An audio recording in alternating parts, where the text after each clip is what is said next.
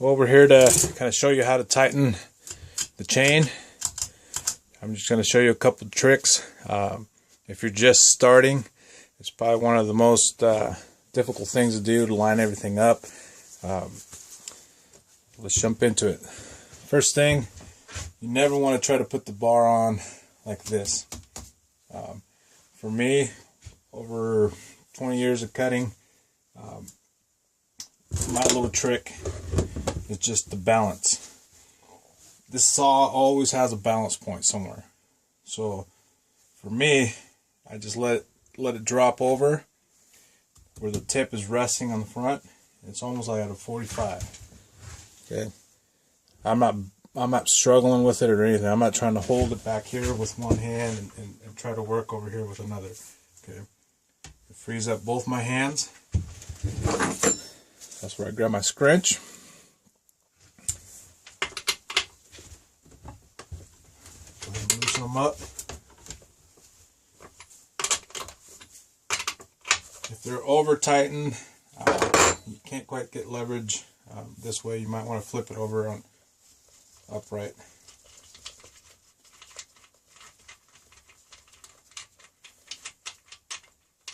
As you can see, I'm not touching the saw at all.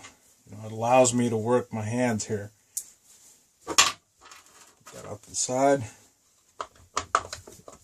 top off, and expose it.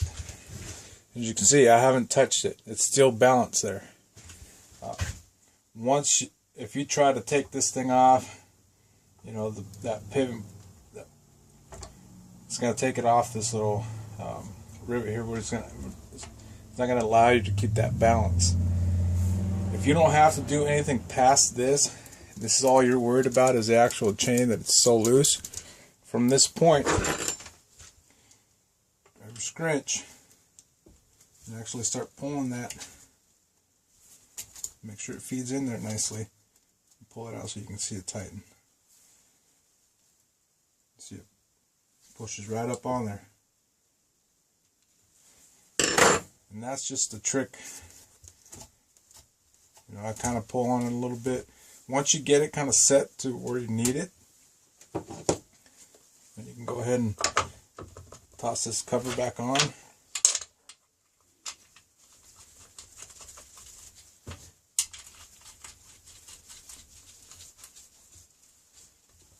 And there you go. And if you want, now you can kind of pull on it, and it's pressing down. It's not going to come off there.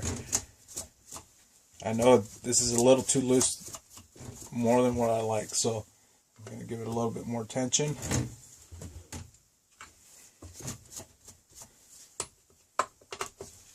Everybody has a rule of thumb on how many drivers you can pull off. As long as you can pull it off without a whole lot of pressure, you're good. And that's about how much separation you want. And what you're cutting is going to really determine on how tight you want this chain.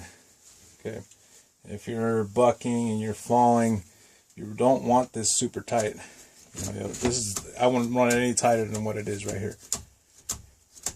Okay, if I'm getting into brush, where you're doing, say you're doing fire line, you're cutting fire line for wildfires, you're into a lot of brush, you're going to want to tighten this thing up a little bit more.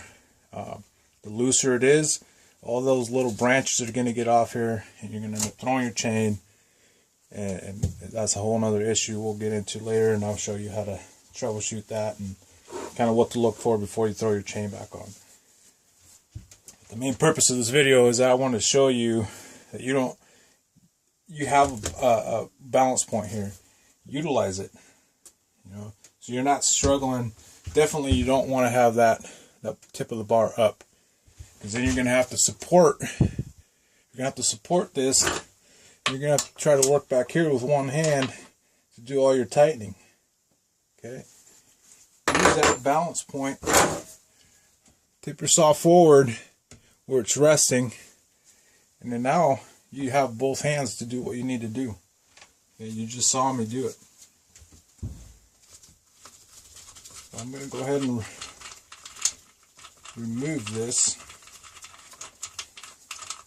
I'm going to take this bar off all the way. I was going to do a separate video, but I'm just going to go ahead and do it all here for you. Typically what I like to do is loosen it, create some distance between here and the actual bar. This moves back. You saw how this chain just dropped. You don't need a whole lot, just create space, just enough where you can see a gap between here and the bar. Okay, just a little bit. The more you bring it back, the more adjustments you're going to have to do later. Minimal, more efficient, quicker. So this is where I grab both my hands. I support the back of the saw and I support the bar. Okay, and I just lift the tip of the bar up. And what I'm doing is I'm lifting it up and out of here. Okay, these 3 points. Lift, push back. You already saw how that chain came off, right? And it's off. And at this point, you know, I just let this saw rest, put the back of it down, and you're set. Okay. To put it back on, usually I wrap it all the way on the way I want it. I let it kind of hang. You know, it's all in the groove. That's where I grab it with 2 hands. I work it over the top of the 2 studs here. Push it back to where it lines up. And then boom, it falls back in place. This is where it's really important, we talked about earlier, as far as this chain tension assembly here, is if you move it too far back, you're going to end up struggling, because this is going to end up too far back. It's not lining up that hole. And if all you're doing is just rotating your chain and doing the maintenance on it, you want that as easy as possible. You know, nice and easy. So just into the sprocket, and it drops straight down. And then now, I'm still supporting it here. From here, once it's in here, all I do is just drop that tip down. And that tip down here is going to support the weight of that saw. I'll let it go. I just make sure there's everything here is connected correctly. It's smooth all the way around. Sometimes you'll get it where this is sometimes these bend different. They don't line up. So you just want to make sure that all these little drivers are inside that sprocket. Okay. If they're not lined up correctly and you go to start this saw, you could throw that chain off, or you could get it to the point where you have the correct tension on it. But since this is not lined up correctly, it's off. And you go to start and that chain starts spinning, it's going to throw it off and it's going to loosen that chain right up. Okay, so here we are again. We're going to go ahead and tighten it up. Once again, I'm not touching that saw. It's sitting there, well balanced. I'm just real careful. Tighten that thing up.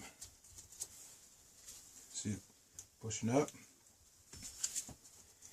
Once you start putting more pressure on it, you might have to kind of support this in the back, keep it from shifting on you.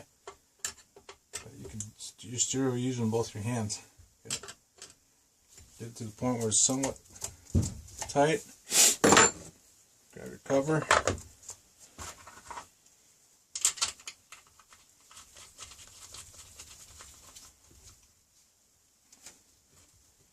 Okay, I always leave a little bit extra slack in here, and the reason why is when I get my nuts on here and I put this saw upright, it's naturally going to want to shift that weight towards the tip of the bar, so it's going to put even more pressure on here.